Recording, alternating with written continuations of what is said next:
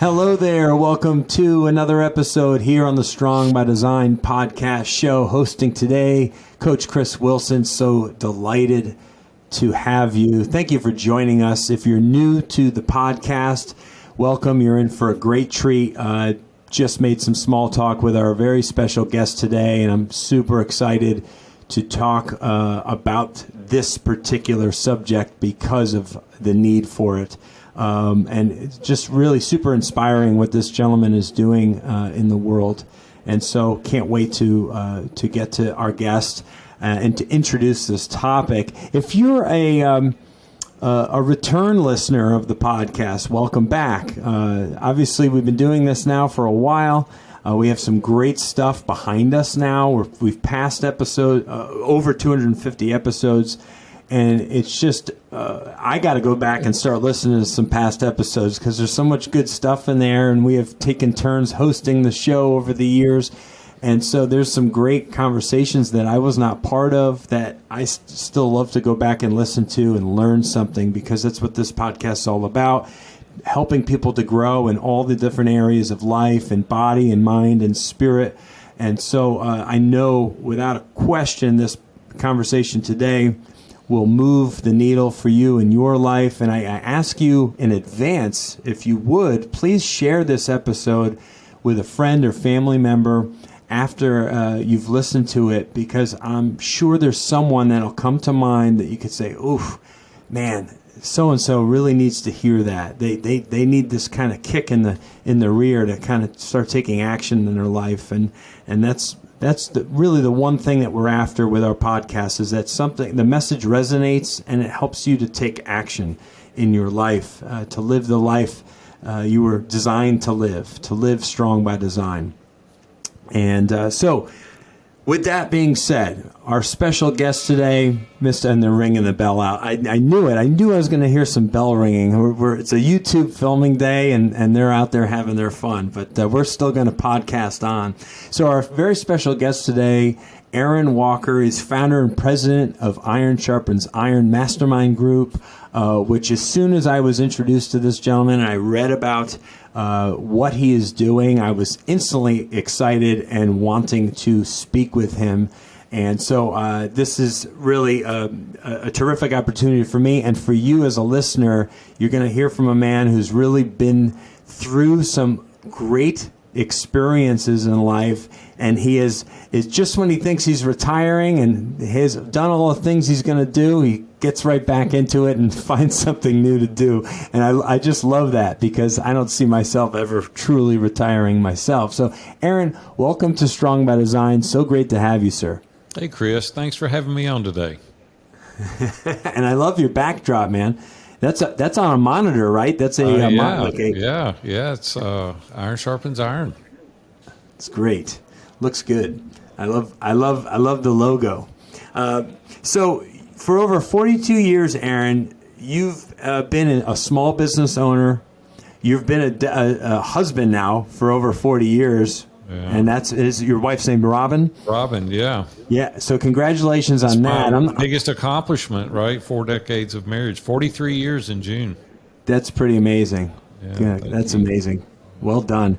And a community leader as well. And the stuff that you're doing right now with the Iron Sharpens Iron Mastermind Group is really extraordinary and falls right in line with things that I've been doing in my life, things that we've talked about here in past episodes on Strong by Design, enriching other people's lives, bringing people together in community, sharpening each other, just like the Proverbs 27:17, right? Iron sharpens iron, so one man sharpens another.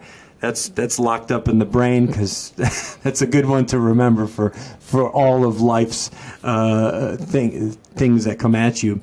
But obviously, at the point that you're at in life right now, which I could only hope to elevate to in my life, it didn't start there, obviously, right? Could we rewind a little bit, if you would, go back to the earlier years? It could be childhood, it could be your teenage years or early 20s.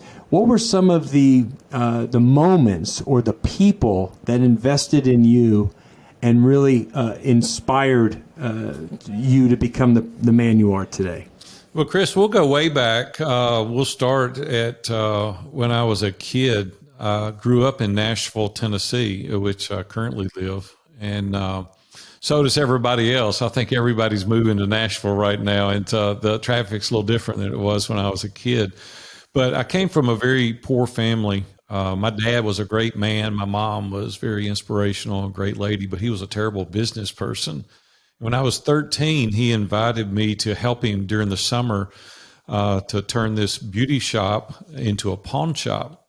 And I didn't even know what a pawn shop was. I was like, what is that? And he said, it is what it is, but that's irrelevant in this story. But so I went with him and helped him for the summer. And at the end of the summer, I went up to the owner, Herb Berry, and I said, hey, would you hire me to work? I go to school just a mile down the road. And he said, what would you do? And I said, I'll clean these showcases and sweep the floors and whatever you need, I'll do it. And he said, you're hired. And so I said, it's the shortest interview in history. He hires me to work at this pawn shop.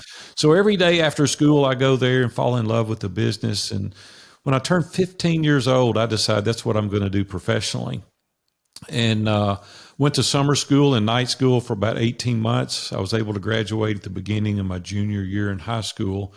And so I started working full time and met a couple of guys that were investing in diamonds and gold and silver to hedge against inflation. They owned the 21st largest insurance agency in the country at the time. And I was only like 18 years old, and they would come in periodically and they would buy trays full of diamonds and gold. And so I went to him one day and I said, hey, why don't we take your money and my experience and open our own pawn shop?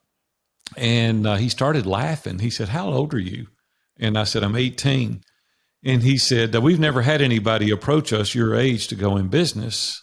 He said, let's talk more about it. So I went to his office. We talked through it. Make a long story short, they agreed to do it. So I went to my employer and I said, hey, I got to go to see if I can do it myself. And he said, you're 18. And I said, yeah, I know, but I got to see if I can do it. So I owned a third. The other two guys owned 2/3, and they put up $150,000 and gave me a checkbook and said, go open it. So I did. I was engaged to my girlfriend at the time, Robin. She was still in school, and I opened the store. And so year later, we get married, and we're sitting there at our condo, a little 600 square foot condo. And I said, Robin, we can't mess this up. I may never get this opportunity again, and you are poorer than I am when we got married. And so we've got to make the best of this. And so, Chris, we got to work, and we worked really hard. It was $150,000. And in the 70s, that was a lot of money. And it was a 10-year loan, and we paid it off in 36 months. And so now I'm 21 years old. We have a paid for pawn shop, and it was a really, really nice store. It wasn't your typical pawn shop. And so I said, I think I can do it again. And so I did. And we paid it off in about 4 years. And then I started buying locations here in Nashville. And then when I was 27, a company in Fort Worth, Texas called Cash America, they came to me and they said, we're growing. We want to relocate in Nashville, and we want to buy your stores. I said, I'm not for sale. And we did that little song and dance for about 3 months. And finally he came back, and to get rid of him, he said, hypothetically, if you were going to sell, what would you sell for?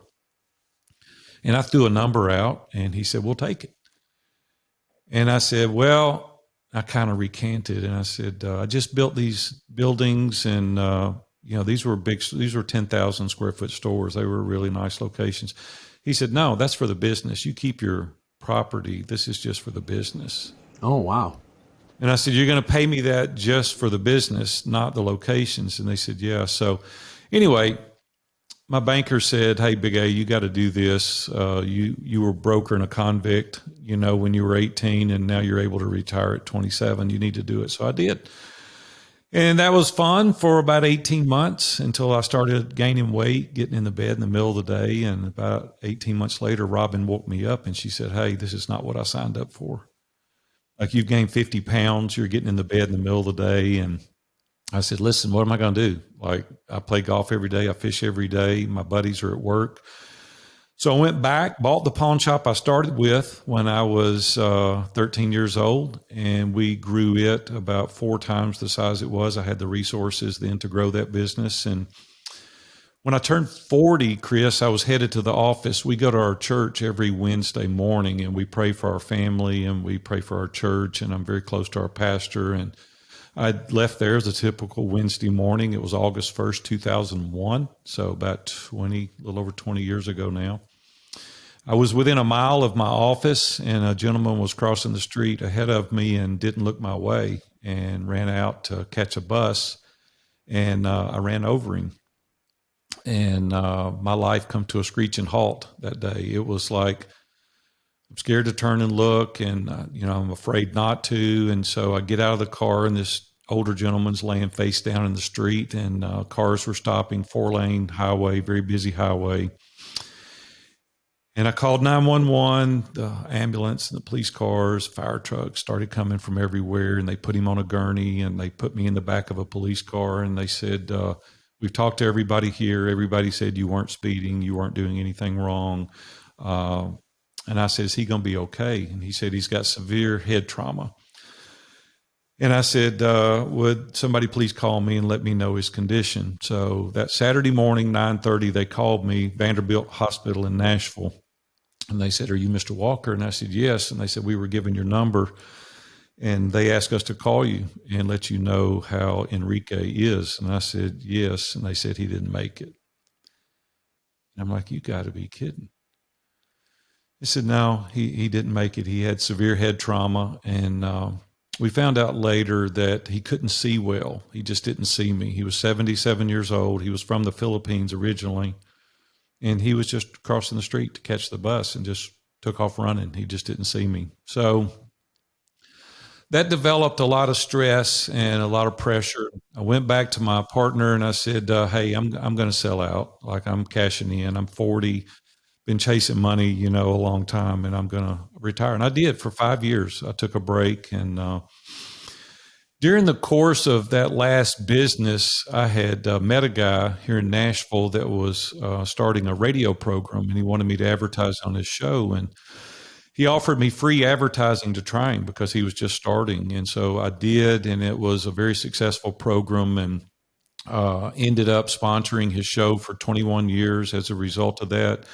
It was Dave Ramsey, and it was when Dave first started. And I saw Dave a couple of years later after the accident. I was at a Mercy Me concert, and I'd been sponsoring his show all the way up through this. And he said, I want you to join a mastermind group that I'm starting. And I said, Dave, I don't even know what a mastermind group is. And he said, I think there's people listening that aren't quite sure what that means. Yeah. He said, I think you'll enjoy this. Just show up. And I didn't want to go. And I went to Robin and I said, you know how Dave is. He's going to be up in my face. He's going to find out I've got real estate debt, and he's going to find out that, my kids act up sometimes, and you and I argue. And she goes, go check it out. So I did for a few weeks, and I came back and I said, Robin, I found my people. She said, what do you mean? I said, they're vulnerable. They're transparent. So we spent the next 12 years meeting every Wednesday morning in Dave's office. And so that went on for 12 years. And then 12 years ago, I retired. I'm 62 now. I'll be 62 in March. And when I retired the final time, Dave and Dan Miller and some of those guys said, what are you going to do now? And I said, nothing. I said, I'm going to go down to the Caribbean, buy one of those little tiki huts down there and rock myself into an oblivion. And they said, no, you're too young to do that. You've owned 12 companies up to this time, and you and Robin have been married over 30 years, and you need a coach. And I said, I don't want to do that. So you need to pray about it. And Dave said, come to Entree Leadership. You be my guest. I'll gift it to you. And Dan Miller said, come and do Innovate, the program for coaches. And so I did that. And Dan texted me on the way home. We all live here in Nashville. And he texted me. He goes, Big A, did you see the way the people were leaning in at your table listening to you talk? And I said, well, maybe I'm a good storyteller. And he said, no, you've got real life experience. Like, you've got 12 businesses you've owned, 30 years of marriage, 2 beautiful daughters. You really need to pray about coaching. So when I went and did Entree Leadership, there was a couple of guys there that found me, and Dave introduced me. And these guys hired me as their coach. And so I was going to do that for fun, started doing a few interviews. I turn around one day and look up. We've got 150 men from 5 different countries around the world, 15 mastermind groups, and we're growing very rapidly because of the transformational experience that these people are getting as a result of being in these masterminds. And so, Chris, it's a little longer opening than you probably wanted, but that gives your audience context as to what we're doing today and maybe some of the reasons that we're doing it. What I learned as a result of that accident was that I had great success financially, but I didn't have any significance. And I'm like, I don't want my legacy to be poor kid, able to retire at 27, nobody cares. I said, what I want my legacy to be is Chris Wilson's life is different as a result of having interacted with me, right? I want to leave a legacy. And I came home with a pocket full of money to a house full of strangers. And I said, I don't want that happening to other business people. And I want to go on a quest to help people understand that you can have great success and significance simultaneously. And that's what we're helping people do today. Yeah, it's wonderful. I love it. I could listen to it again because it's really hit home. I love how willing you are to just put it out there. And I think that's where when people hold back their story, the good parts, the bad parts, the in-between parts, I think that's what kind of prevents real, true connection from happening, the connection that's happening in your ISI mastermind group. Share with our listeners really briefly, Aaron, what is a mastermind? There are many different types, okay? We've talked about this in past episodes, but our listeners may not have heard that episode. So if you would, share with them why is a mastermind such a powerful thing for a man or a woman to invest their time in? Yeah. Here's the thing, and you're right, there are various kinds, and there's all kind of peer advisory groups, there's board of directors, there's trusted advisors, there's mastermind, call it whatever you want. But the simplicity of it is people that align with your core values, someone that has similar worldviews, that is aspirational in every area of their life or whatever area that the mastermind is focusing on. For us, it's personally, professionally, and spiritually. And I really want to cover every area of your life because I can teach you to make money. It's not that hard to make money, but if you do it at the expense of your family, you still go home a loser. And that's almost what I did. I was so goal-oriented and so focused on, I kept moving the bar. And came home one day and Robin said, hey, I'm very appreciative of all you've provided. Like God has really blessed our marriage. He's blessed our finances. But I'm feeling a little bit like a single parent. Like I'm taking Brooke and Holly to Girl Scout practice and cheerleading and ball games. And I need your help. And it was a real wake-up call to me. It was like, hey, I need to be balanced in every area, right?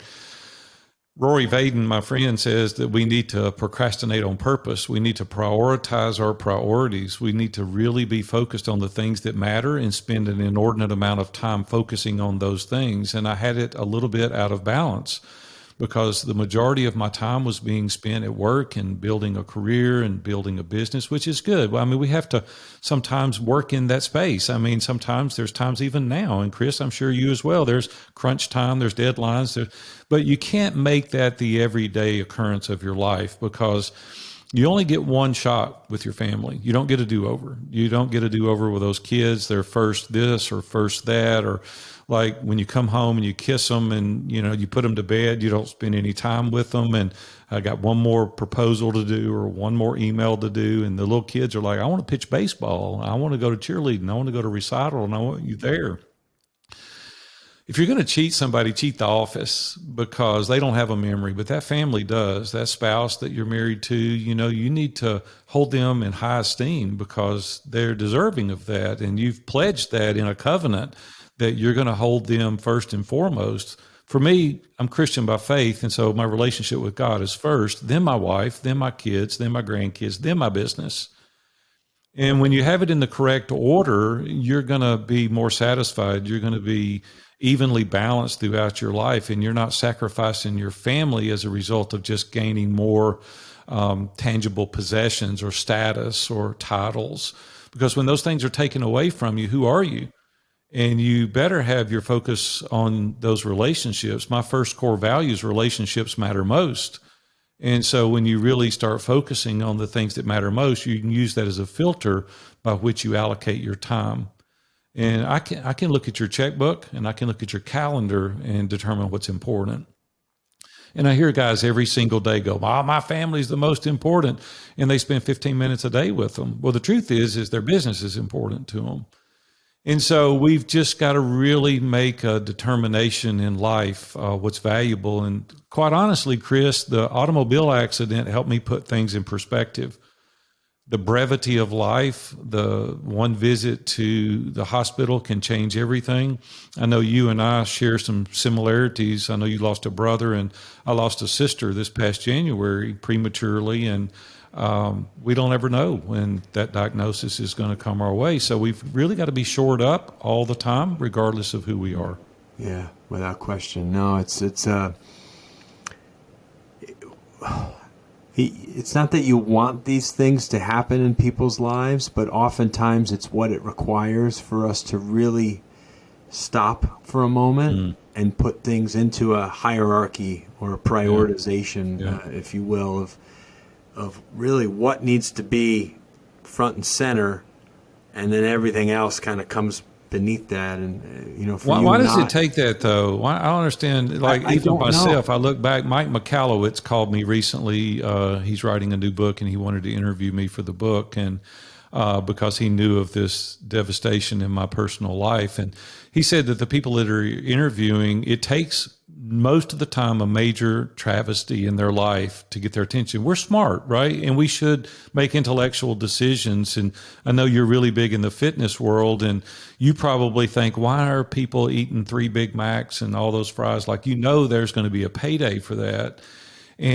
But when they have the heart attack, right, then they buy a treadmill and then they start losing the weight, or you lose you lose your marriage into a divorce. Then you get yourself together and you start doing the right. Like we need to set up and do a personal assessment of ourselves, and we need to surround ourselves with trusted advisors. Back to answering your question, people that can really point out your superpowers, understand your kryptonite, and point out your blind spots, because the blind spots is what always takes us down. Well, when you're operating in isolation, you don't have that ability to have that perspective. And the most valuable asset in these masterminds is other perspectives.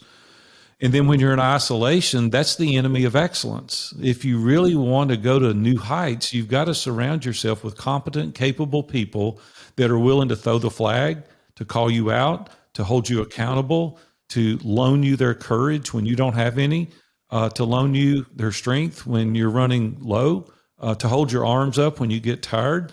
And they have all the data. They have everything about you. They know your wife, your children, or the other way. They know, your business. They know your wherewithal. They know your financial data. They can offer you good advice.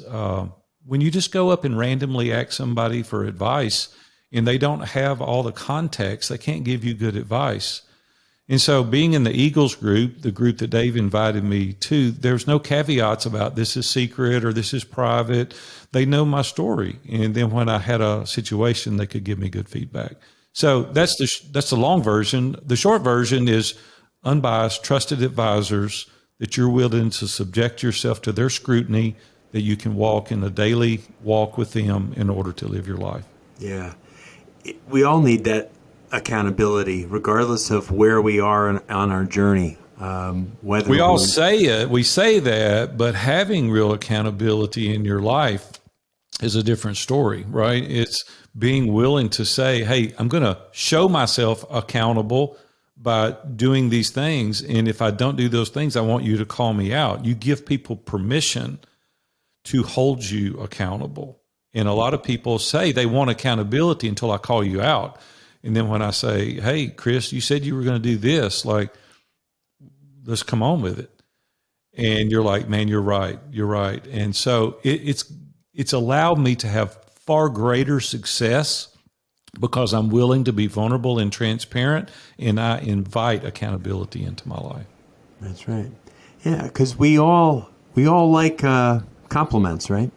No one ever stopped someone from giving them a compliment. But a criticism, that's a whole different story. Keep but your if it's coming, to yourself. yeah, if it's coming from somebody you respect and have a strong relationship with, it's coming from a place of love. Right. It's coming from a place of, listen, I understand who you are. I know what presses your buttons. I know your best moments and your worst moments. I know what you've told me you want to work on. Yeah. This is coming from a place where I just want you to grow in this area, because we all have our faults and our weaknesses. Mine is anger, and just like a short fuse over really minor things in most cases. And I pray every day for God to help me in that area of my life, but also the people in my life to help me. And the devotions and the Bible reading I do is so much of it's predicated on removing anger and getting past your anger and those feelings that really rob us of the best moments. Chris, we need to avail ourselves to people that we really trust. I've got 3 men that I meet with every Monday morning at 6:30. I've been doing this for 30 years, and they dive deep into my personal life, and I do them as well. There's nothing they don't know about me. They know all of my weaknesses. They know the areas that the enemy is attacking. It's a safe place for me to confess and to share and to be vulnerable. And there's so many times in my life where I was distracted, and I would go there and say, I don't want to be distracted, but this is what's going on. Please hold me accountable to this. And it's probably saved me many, many, many times. Prior to that, I made some horrific mistakes. When I was alone, there was no accountability. Left to my own devices oftentimes will be futile. And it will cause you great grief. And then you'll spend the rest of your life working your way out of that hole, rather than going to someone and saying, I want you to do life with me and help me. So if you're listening to this interview today and you don't have accountability in your life, I want to encourage you strongly to get some people that you trust. Go slowly. Don't dole out everything at one time, right? Get to know them. They have to earn the trust, and walk that journey with them and be willing to share, because it will save you a lot of grief. Without question. You know, it's reminding me of something my wife just recently shared with me. She sent me a short video of a woman. I believe she was a coach at Duke.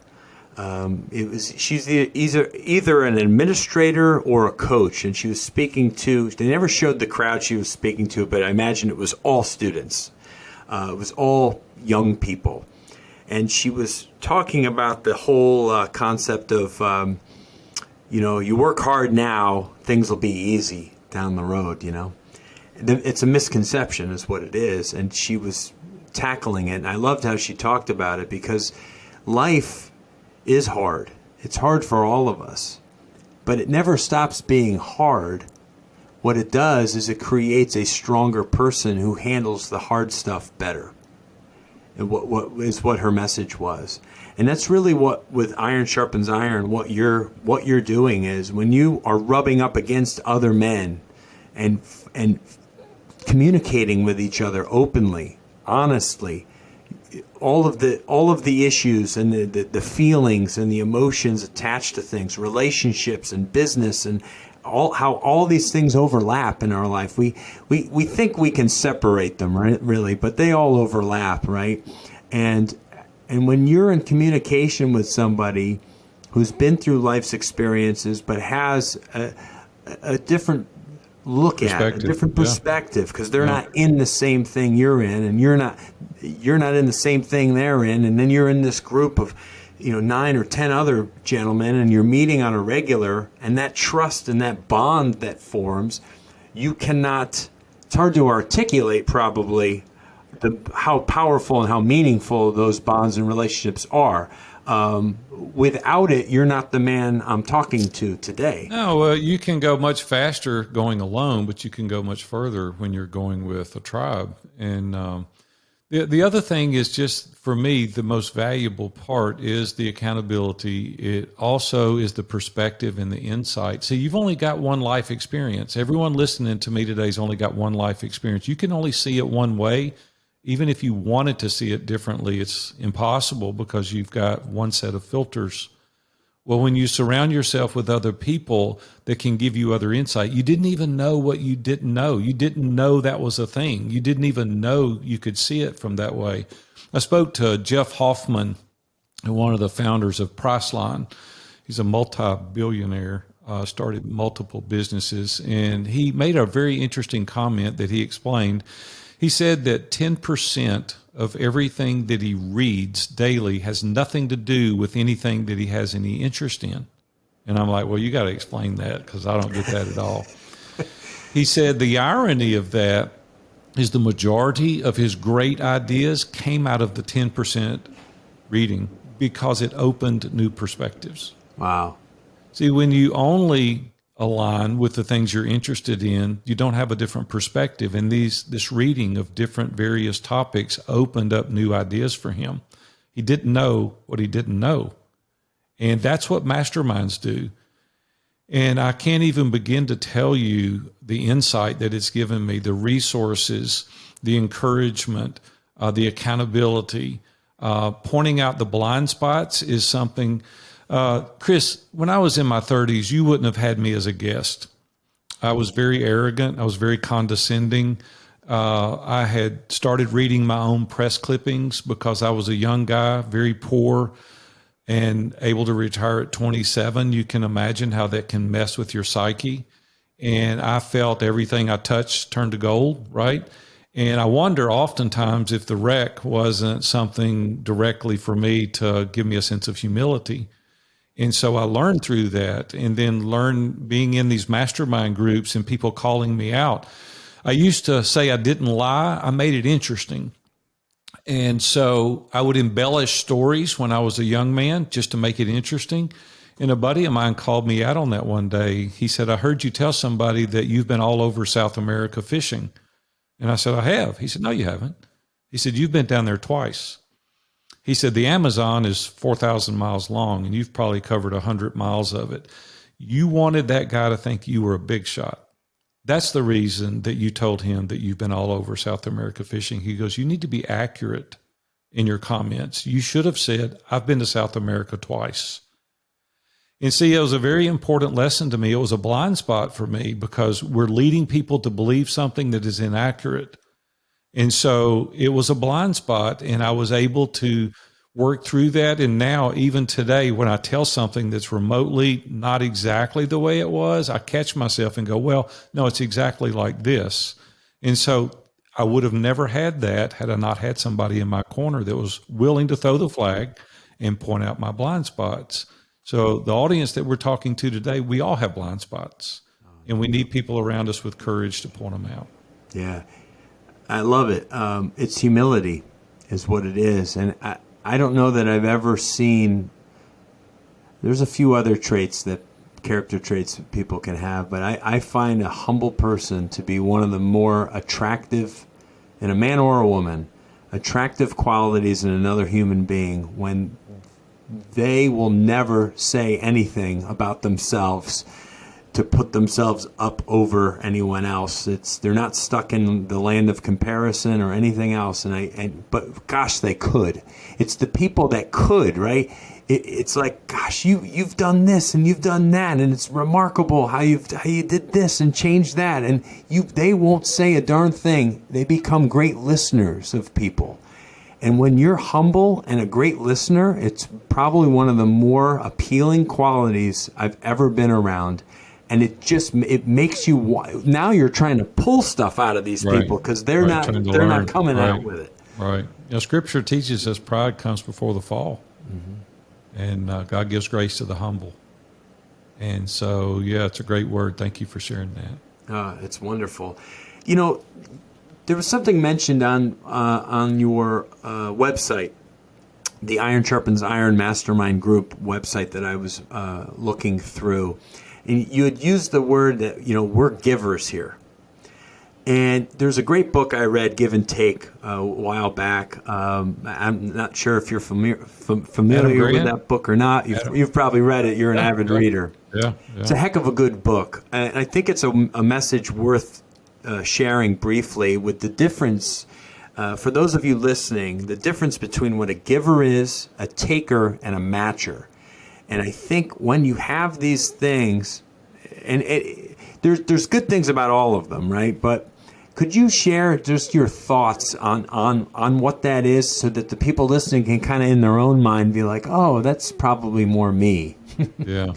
I'll give a couple little interesting stories related to that. So recently we had a gentleman apply to Iron Sharpens Iron Mastermind.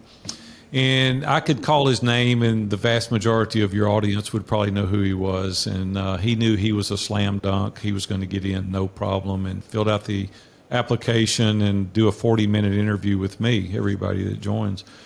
We get to the end of the interview, and he goes, "What else?" And I said, "Well, no, there's nothing else." I said, "We're going to decline the interview, decline the application."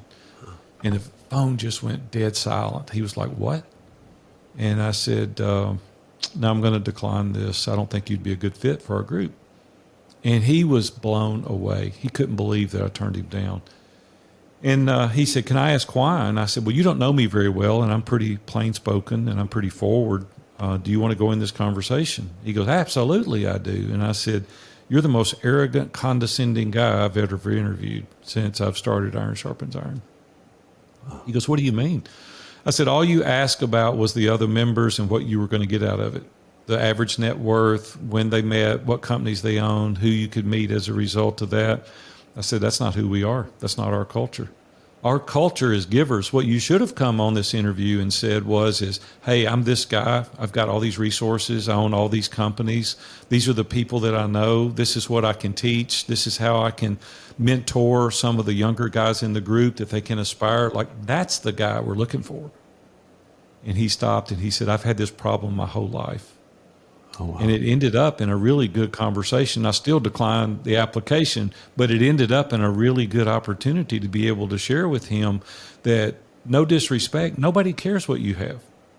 They really don't. Nobody cares. The only thing people care about is how you make them feel. That is the primary interest that people have. And so we look for people that say, "Hey, man, I want to grow. I want to scale my business. I want to be a better man.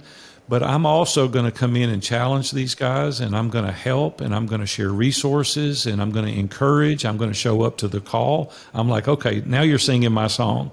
And when you get a culture of givers, you're going to get all you want. But you've got to be real careful, because one bad apple spoils the whole bunch. And so we really are selective on people that we get, people that are willing to open the playbook, people that are willing to say, "Hey, I've got great opportunities for you and resources, and I can share, and I'll spend time with you, and I'll encourage you." Like, that's what we're looking for. And as a result of that, we can't even call back and reach all the people that reach out to us, because we're constantly trying to give. We teach giving. It's the culture of Iron Sharpens Iron. And it's just a lot more fun, Chris, and you know well as I do, when you're in that environment, rather than somebody sitting over there with their cards close to the vest, and they won't share, and they're very standoffish, and they won't open up, they won't be vulnerable, they won't be transparent, they're not willing to share their resources or their network with anyone. It's like, he's not going to last long term. Like, that guy's going to last a little while, but he's not going to last long term. When I was in the construction business, we had a very successful high-end residential construction company. We built small commercial. And we started the Master Custom Builder Council. And what that was is where the local builders had an organization that we met together. We were competitors, but we met together to share best practices. We would do parade of homes and give the money to charity. And as a result of us meeting, sharing best practices, we started buying in bulk, and it saved us money. Well, in order to pass that on to the consumer, the word got out that this builder council was the place to go, and all of our businesses increased. We were competitors that came together, shared resources, vendors, we shared contractors, we bought in bulk together, we did things for the community with a parade of homes. And you're like, "I would never share with anybody like that." And I'm like, hey, it's all the matter of the heart. It's all the matter of, is it about you only, or are you willing to share and give and help? People join us all the time, want to start masterminds, and I teach them. I teach people all over the world how to start mastermind groups. I've even written a book called the Mastermind Playbook, and it teaches people to go in direct competition with me. Listen, there's 7 billion people on the planet. Yeah. I've got 150 of them. There's plenty of people out there that can use what we're doing to scale mastermind groups. And I teach people. And when they find out I teach, they say, why do you do this? Because I want other people to transform lives. Wow. And when you do that, you just attract a lot of givers. That's exactly right. It reminds me, I love that story because it's so powerful. When you give, the universe has a way of giving back tenfold, doesn't it? Sure does. Mike, the founder of this business, had very much that same mentality when he started. That the pie was only so big, right? And he had a bench press site, right? As we talked about earlier, Critical Bench was a muscle building bench press website. That's how we started almost 25 years ago. And when Mike got wind of another guy that also had a bench press program that he was trying to sell, well, that was his sworn enemy online, right? I'm gonna fight this guy tooth and nail. No way, And for years that went on until they finally met one day. And once you know it, they're still friends because what they realized is that they could actually help each other. And once Mike started getting into mastermind groups back in 2006, 7, 8, and started to be around other people in his industry, that's when everything changed for the better. Because that pie you can't eat all the pie. That's a scarcity mentality. That's it's right. not an abundance mentality. Right. When you have an abundance mentality, it's not like you get one piece of the pie and there's not enough for anybody else, right? 7 billion people is a lot of people, and it doesn't take many to have a very successful mastermind. And so I want to share, I want to help, I want to teach. And like I said, people have called me all over the world teaching them how to build these masterminds and scale them like we've done it. And they're being very successful as a result of it. Yeah, Mike, we've all been done some teaching in various mastermind groups. The owner of the business, Mike Westerdahl, also hosts the show on occasion. And as I said, we're old friends. We've known each other for 35 years. He invests a lot of time and energy and money into mastermind groups because of that he just realizes, man, it's that one conversation, it's that one relationship that it can be everything and can really be a game changer. I wanted to shift gears just slightly, talking about the connection that's formed between these men in ISI, and the need for any man listening, and I'm talking mostly to men, of course women too.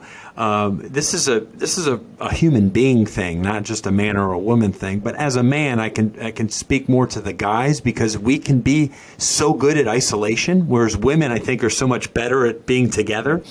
Men are really good at kind of being independent as we age. And will you talk about how vitally important that is, and on different ways you can do it too nowadays? You could do it virtually, where there's some in-person stuff mixed with virtual connections on a weekly, morning groups. It could be a church thing. It could be a community thing. But being part of something, being on a team, in a team environment, how that is just such a life changer. Yeah, well, it's just so much more fun, first of all, right? You're able to share through some of your experiences, but you also learn a lot, and then you can celebrate the wins, right, as a result of that. Something kind of interesting, I've been very involved in our church and church leadership my entire career, and we attend a church that is about 7,000 members, and went to our pastor. We're very good friends. And I said, hey, I want to take our deacon body and I want to do some cool things with it. He said, what do you want to do? I said, I want to overlay the mastermind principle in the deacon leadership teams. And you let me do it. I'll train, I'll teach, I'll walk them through it. So for weeks and weeks and weeks, I've been training these facilitators to lead these deacon groups. And they told me just last week, they said, we've been going to this church for 25 and 30 years. They said, we've grown closer in the past 12 weeks than we have in 30 years because I've developed a framework that allows them to be man in the middle. They can come on these virtual calls Even the people that are going here locally, we meet virtually because of the time savings, right? You just get on, you're on for an hour and you hang up. You don't have to go physically meet. And then we're getting involved in every man's life. We meet them where they're at. And I said, that's been the downfall of the church all this time. They say, it's not about you. Well, a portion of it is about me. I've got to raise my family and I've got needs that need to be met. And so we get involved in every man's life. We do a program called Come As You Will Be, where we develop a strategy in 5 key areas of your life, aspirational goals. We built an accountability tool that overlays on top of that we track every single movement that you make through this process for a 36-month period until you accomplish your goal. Well, when you've got 10 people holding you accountable to doing the task, how much faster do you think you're going to accomplish that goal than if you were on your own? It's so easy to procrastinate and kick the can down the road and I'll do it later and you never get back to it. But when your feet's being held to the fire, you grow exponentially. And then we have this accountability in trial areas that you're dealing with. It's like, hey, I'm weak in this area. I need guys to call me out. Well, after a period of time, habitually, you build this habit that you're able to overcome some of these obstacles. So we're meeting men right where they're at and walking with them. We're not going in and saying, hey, you're necessarily doing this wrong. It's what are your aspirations? What do you really want? Have you done a personal assessment? Have you really peeled the layers back and understand what motivates you? And why are you trying to accomplish that? And we dive deep into that. And then when you have people weekly that's texting you, that's calling you, that's emailing you, that's encouraging you, it just seems a lot more interesting than when you go it alone. And then I don't know about you, Chris, but during COVID, I had to make decisions hourly for our organization. A lot of people talk about I meet monthly or I meet every quarter with somebody. It's like, man, dude, I need 5 people a day every day during COVID for me to make these decisions. We've never been here before, so I didn't know what to do in a lot of situations. And so if I hadn't have built the relationships when I didn't need them, I wouldn't have had those people when I did need them. And a lot of people listening to me right now say, my life's pretty good. Well, hopefully it'll stay pretty good, but I wasn't looking for an accident. I wasn't looking for a relationship problem. I wasn't looking for financial travesty on some businesses that I owned. And if I hadn't have been investing in these relationships, where would I have turned? And so I think it's just so many benefits in so many areas. Women have become the biggest advocate of Iron Sharpens Iron because they say, I don't know what you've done to my man, but keep doing it because he's a better guy. He's a better dad. He's got boundaries in place now, and they're living a life that is amazing. And so, yeah, I could go on for hours talking about the benefits of it, but it is a life-changing experience. It really is. The men stepping up and stepping into their role is there's such a huge need. Obviously, I read you something earlier before we started podcasting about just the need for and it's men on every level from 20s up into your senior years, of course, but it's that desire to be an action taker, to be a man, to be the husband, the father, to have things, as we talked about, in an order, in a hierarchy. But it's just showing up and it's just committing to something, and not leaving people, leaving an emptiness that needs to be filled by someone else or something else, and. I mean, and I mentioned it, obviously.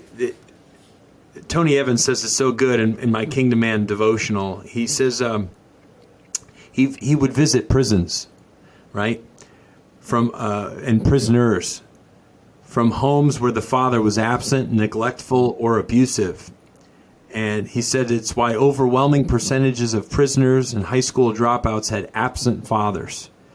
Society's problems are not just society's problems; they're the church's problems. They're our problems, and it really comes down to men being absent of their role in all the many ways that they need to show up in the workplace, in the home life, and in their communities and church.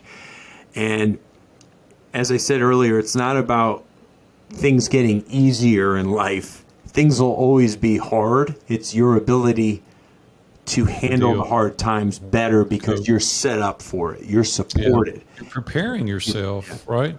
Also, Chris, if you think about this for a second, 43 years ago, I stood on a platform and made a covenant before God that I was going to take care of Robin and I was going to protect her, sickness and health. I was going to nurture her. I was going to love her. And I don't want to break that covenant. I want to give all I got. I want to leave every drop on the field. I want to squeeze everything out of the towel I can get out of it. At the end of the day, I want to go, you know what? Maybe I didn't do as good as maybe I should have, but I gave it all I've got. And same way with being a dad. I think when we know better and can do better and don't, I think it's wrong. And I think we're cheating our families.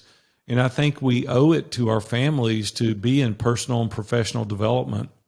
You just don't wake up smarter. When I first started the Eagles group, I told Dave Ramsey, I said, I don't like to read. He goes, I don't care. Shut up, read the book. He goes, you just don't wake up smarter tomorrow through osmosis. And that is so true. And so we've got to always be on our game. I heard a very, very prominent speaker make this proclamation years ago. He said he spends 10% of his gross revenue on personal and professional development. And I thought, man, that is a lot. And then he went on to say 30 consecutive years, my income has increased as a result of that development. And I went and pulled our balance sheet and profit and loss statement, looked, and I spend more than 10% on development in every area of my life. And my income also has increased radically over the years.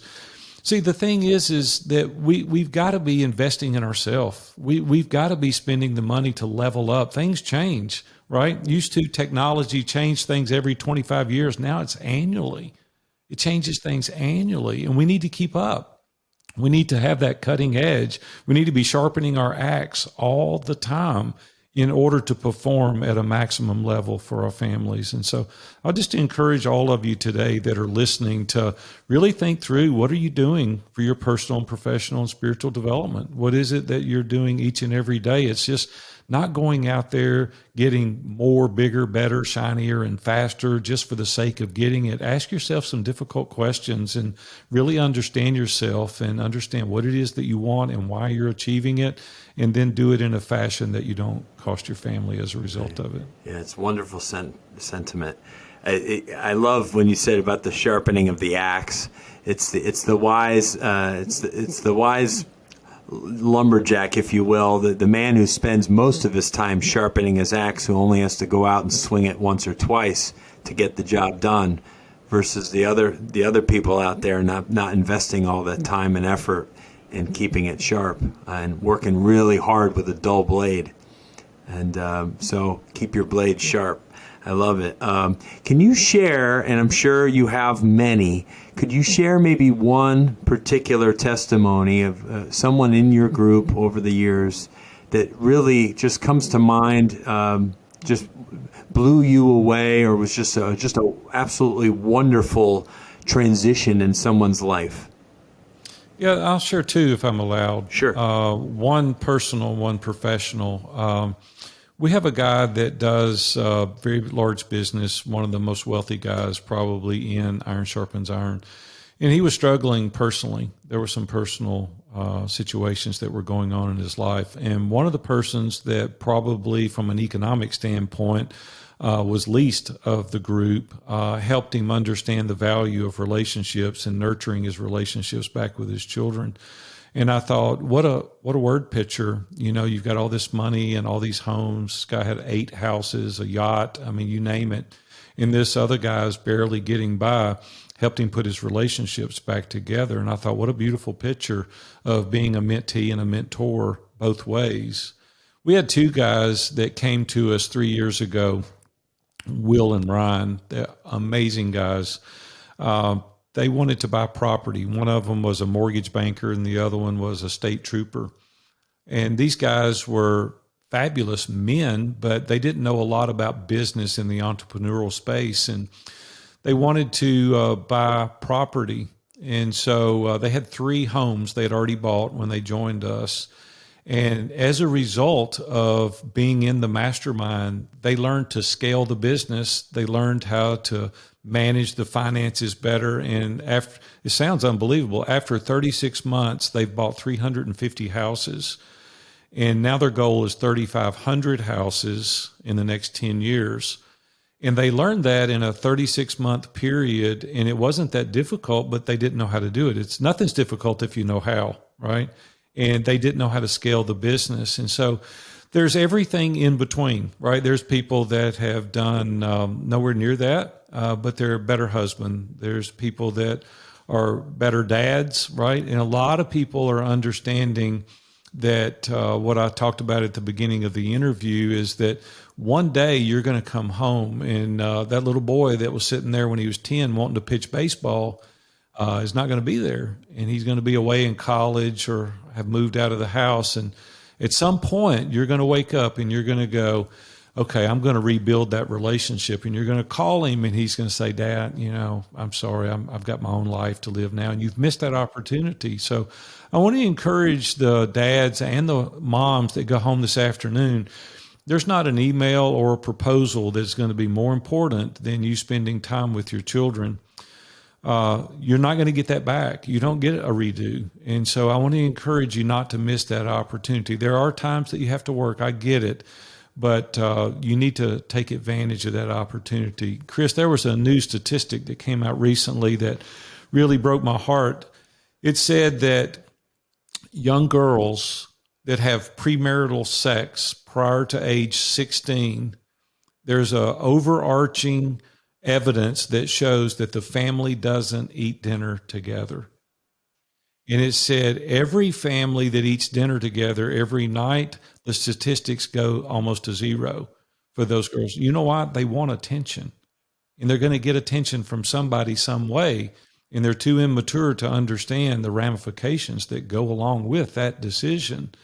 And so I want to encourage you. My wife's been just a real pro. My wife is old school, no phones at the table. Everybody eats together. We eat dinner same time together. It's a family event. We're going to communicate. We're going to talk. And so, yeah, put some boundaries in place. I'll share one more thing. I know we're getting ready to wrap up, but my wife came up with something about 20 years ago that's been really instrumental in our personal marriage.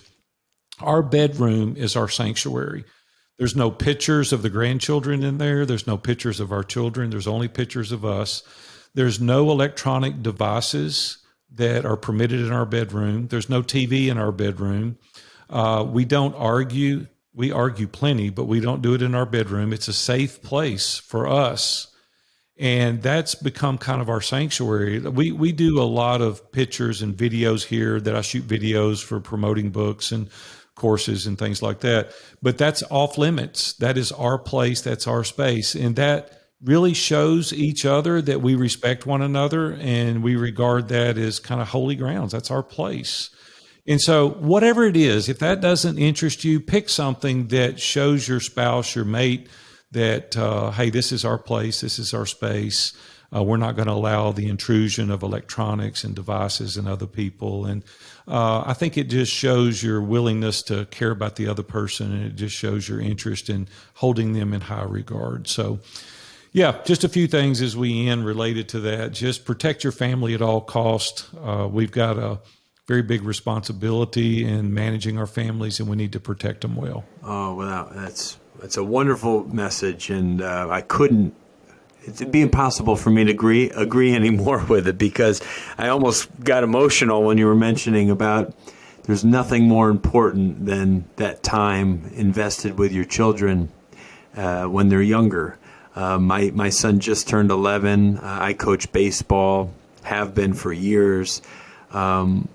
That's our daddy-son time, man. And I tonight I have to leave at a certain time because I want to be there at his practice. I want to be at all of his games. For my daughter, for her it is just sit next to you, talking. Gosh, little girls can talk, and they just want you to listen. Chris, let me tell you what will come as a result of that. I'll give you a sense of encouragement, because I know I'm probably 20, 25 years your senior. Yeah. My baby girl turns 38 this year, and my oldest daughter turns 40 And recently, because I did invest the time with my kids, my daughter's got grown children now in college, but she came and sat next to me recently, and nobody else was in the room. We were at my house in my den, and there were sofas everywhere and chairs everywhere. And my daughter sat right next to me, and she just sat there. And I thought she was going to ask me a question. You know, she's the COO of our company. I thought she was going to ask me a question, and I looked at her and I said, "Yeah, what's going on?" And she said, "Nothing." And I said, "Okay, what are we doing?" And she just said, "I want to be near you." That's it. And I thought, wow, all that time invested for your 40-year-old daughter to say, "I just want to be near you." Right? See, guys, we got to do the heavy lifting now. We got to do the reps in order to have that kind of relationship later. So I just want to encourage you guys, man, go out there and love on your family well, spend the time, cheat the office and spend the time with your family and nurture those relationships. It'll pay big dividends. Amen, brother. I love it. I just love just about everything that you just said. And again, I get emotional just thinking about that stuff because family to me is really, just absolutely vital to my existence, to my purpose, is that I'm raising our future, and I got to do a darn good job. That's my responsibility, is to make another strong man, another strong woman. Yeah, God knows this earth needs it, and I don't want to mess it up. And so I appreciate you and all you're doing in the world. It's amazing. Could you please share what's the best platform for people to go to read more and learn more about what you're doing with Iron Sharpens Iron? Yeah, well, thank you so much. Yeah, the easiest way to contact us, if all this sounds like something you'd like to know more about, you're like, hey, I'd like to know more and maybe I could use this in my life, go to viewfromthetop.com. That's spelled with a V like Victor, viewfromthetop.com. People ask me all the time, why did you call it that? I said, because nobody wants a view from the bottom. We all want a view from the top. There's an application that you can fill out. You're not making any commitments or anything, but it does put you in front of me for 40 minutes, and we can have a discussion. Let's see where you're at, and I'll point you in the right direction. So whichever way that is, I'd love to talk to you. So viewfromthetop.com. And we'll be sure to include that in our show notes, our description for this podcast. We'll have the link there. So go ahead and scroll down, click that. Wonderful pictures and some testimonial video there with Aaron that you can read more about what he's doing. And just a fabulous. So honored to have you on Strong by Design, Aaron, for making the time, for sharing your story. I really, really just loved it. Selfishly, but at the same time, all of our wonderful listeners got to gain so much from it. So thank you, sir. Thank you, man. I enjoyed it. Have a good one. See you, buddy. You as well. Thank you, listeners, for another wonderful episode here on the Strong by Design podcast. You can live a life that's strong by design, but it's up to you. You're given an opportunity every single day. You wake up and put 2 feet on the ground to make those decisions that will help you move that needle a little in your life and live the life of purpose that you were designed to live. So thank you so much for listening. We'll be back next week, as always, with a new episode. God bless. Have a wonderful rest of your week.